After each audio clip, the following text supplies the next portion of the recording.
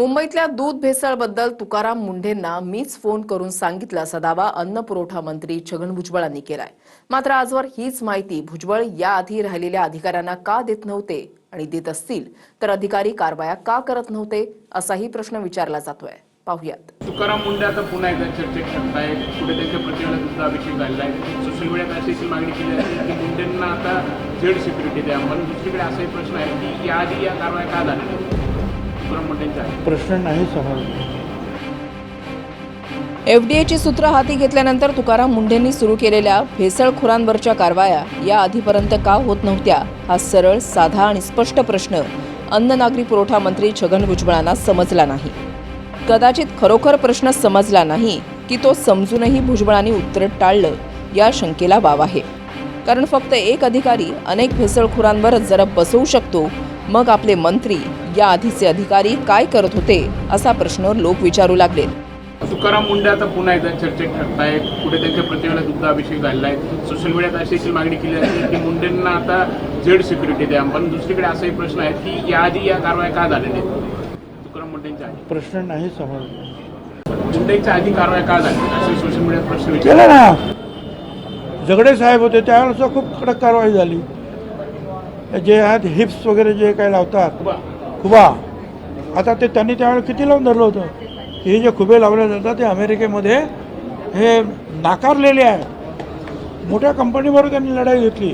तर काही जे असतात अधिकारी ते प्रामाणिकरित्या काम करत आहेत।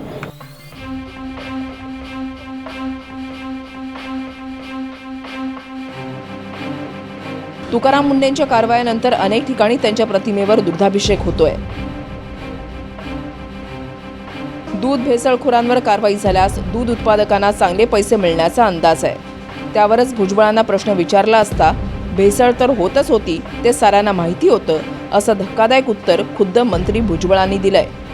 तुकाराम मुंढे आता धडक कारवाई पुन्हा एकदा करतायत। चांगली गोष्ट आहे ना। अहो हे अन्न आहे, दूध आहे, खायचे पदार्थ आहे, पिण्याचे काही पदार्थ आहे, या सगळ्यामध्ये भेसळ सर्रास होते आपल्या सगळ्यांना माहिती आहे।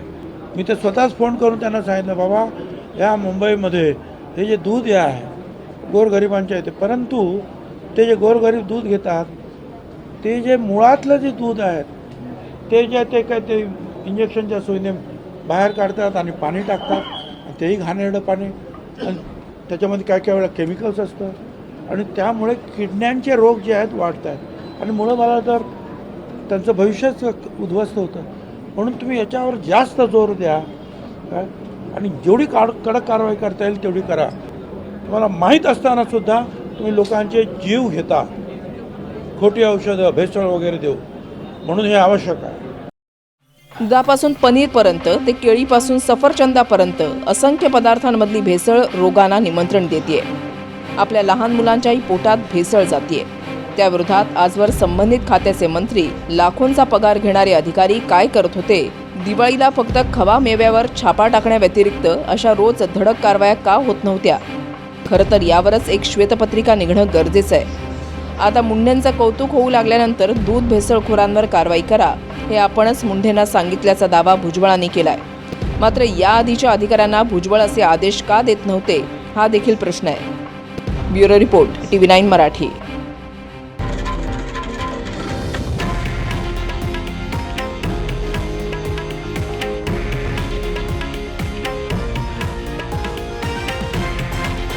हे आहे देशातील नंबर 1 न्यूज नेटवर्क आणि आपण पाहत आहात TV9 मराठी, एकमेव।